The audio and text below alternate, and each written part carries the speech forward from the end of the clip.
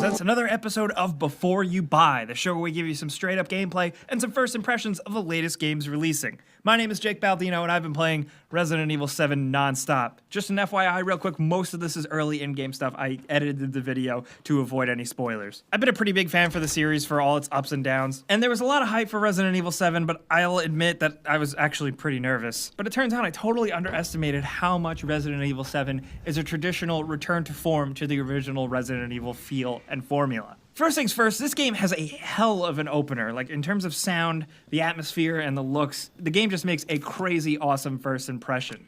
It just really makes it feel over the top like this crazy awesome horror movie. And also, this is where it feels the least Resident Evil. This is where it feels almost directly like something like Silent Hill's PT. But I will say it's clear from the very beginning of the game and throughout the game, this game wears its influences on its sleeve. Some really honestly expected ones and some vibes that you didn't really expect or thought belonged in a Resident Evil game. But it does take a lot of these horror tropes, and it does manage to handle some of these horror tropes a bit more subtly than something like how The Evil Within did. But it's only a few hours into playing the game, when you get deeper in it, you realize that it is very much a Resident Evil game. You're random everyman guy Ethan Winters searching for his missing wife, and you're stuck exploring a derelict plantation mansion environment, you know, doing the Resident Evil thing, rummaging for healing items and bullets, finding weird keys to open doors, shooting gross monsters, hiding from the Baker family. This new group of antagonists that the game has really banked on to be these iconic villains, and I think they fell a little short, but they are still pretty cool. The nods to classic Resident Evil stuff are both in the forefront with puzzles and item management and just general survival horror stuff. And then there's the more subtle nods, like some references to the series and random reading material,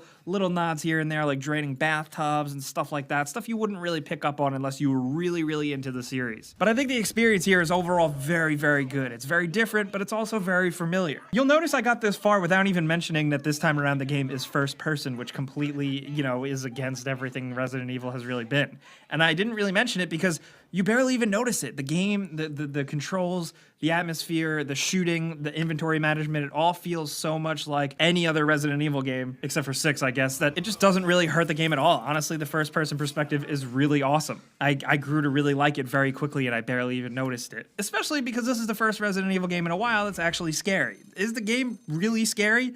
Yeah, at times it can be incredibly effective. I think it was a little overhyped, but there is some good shit here. There's solid jump scares that are actually done well. There's more subtle moments and little things, and there's also like those creepy distant noises, and all that stuff just does a good job even when you're just in like a quiet, comfortable section. And there's just a really good mix of feeling unease just from the lack of items and ammunition and things you need, and the actual graphics and tension and sound design in the game. And I think that's what makes a good survival horror game, because it's hard to design that shit. Weapon, ammo, and health scarcity throughout an entire game, but still managing to feel somewhat fair. Resident Evil 7 nailed it. I've seen a lot of games screw this up really badly, and I'm glad that the series that kind of pioneered it can still do it really well. But speaking of the game actually being scary, let's talk about VR. Now, you can play this game entirely in VR, exclusively on PlayStation VR, which I spent a lot of time with VR, and PlayStation VR isn't the perfect VR headset. It does have its flaws, but it does work for this situation incredibly well. I gotta say, it's really impressive work here what they did, because they essentially built 2 games in a way. The fact that you can jump in and out of this game playable in VR and not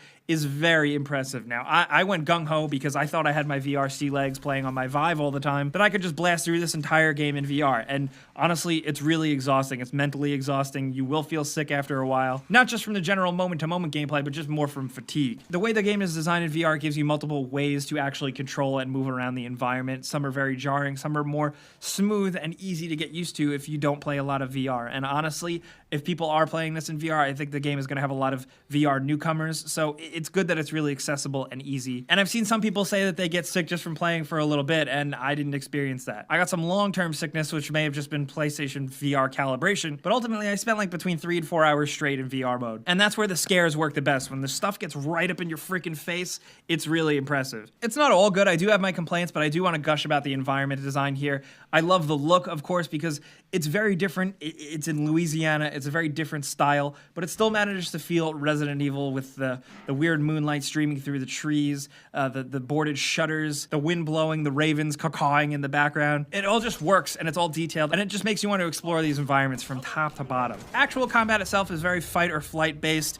You do have enough ammunition to sometimes work your way through encounters, and aiming is actually surprisingly good considering you're being pitched as the everyman guy who has no combat experience. After a while, it gets pretty easy to pull off headshots and stuff. It's just more the enemies are very tricky and the way they move. But between the anxiety-inducing combat and inventory management, it just feels really, really good. And it just makes for some honestly compelling gameplay, not to mention the bosses here. They're not really perfect, but the way a lot of them revolve around the Baker family is cool. It's different. It's Resident Evil trying something new here, and while it doesn't always completely knock it out of the park, you gotta give them credit for it. There are some really scary moments with these characters, and then there's also some surprisingly just straight up Resident Evil shit with the boss battles too that I'm not gonna spoil. My biggest cons with the game are, first and foremost, combat is actually emphasized a bit too much at points. I just found towards the end of the game combat encounters being way higher than anything in Resident Evil and in this type of game, the way this game is designed should really have, you know? My other criticism is that the puzzles in the game aren't really even puzzles. Most of it is really just searching for things and finding things and figuring out where to put them, but it's all pretty telegraphed and very easy. It's really just key-based. There's not a lot of actual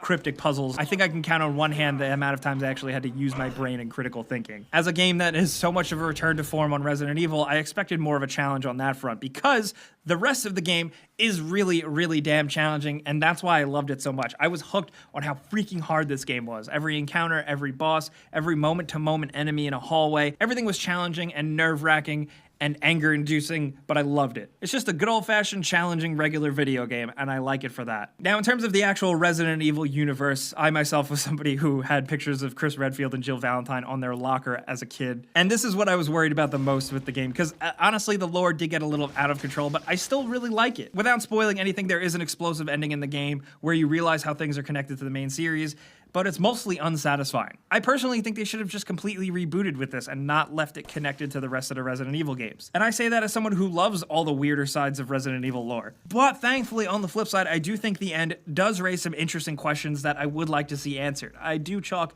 that up as a win for them, at least. So if your question with the game here is replay value, I'd say it has the same replay value as something like Resident Evil 1, 2, 3, or 4. There's multiple difficulty modes, you get new things to go back and play the game with after you finish it, and I finished the game in just over 10 hours, but length is, again, like any other game in the series, it kind of depends on how aggressively you play. That sounds short, and it is short, because everybody plays differently, and some people could take even less time. And I know some people out there that here's 10 hours, and they're not even going to touch the game. But the way this type of game is, it's a Resident Evil game, and that's not a good justification for the short length, but there is a lot of the replayability here, and I will say, and I don't always use this argument, but this time around it is definitely quality over quantity. But overall, I do think this is a very good game. I wouldn't say it's like the best Resident Evil game, but I think as a game, it has some legs to stand on, and I'm really looking forward to what could possibly be a Resident Evil 8. It's scary, it's challenging, it evokes classic Resident Evil gameplay, and I was generally just very satisfied and hooked from beginning to end. But you probably know by now how my before you buys work. I give you guys some pros, some cons, and some personal opinion thrown in there. But now I want to hear yours down in the comments because I know everybody has an opinion about this game because there are so many Resident Evil fans out there. I want to know what you guys are thinking with this. If you did cruise through and finish it like I did, were you satisfied? Did you have fun? And how do you feel about the ending? Let's talk about that stuff down in the comments. I'll be there answering any questions you guys have about the game, and I'll also be on Twitter, Facebook, and Instagram at Jake Baldino as well. You guys know the deal. Clicking the like button helps us out a ton, and we appreciate it. But if you're new, clicking that circle button and subscribing is a good idea because we put out videos like this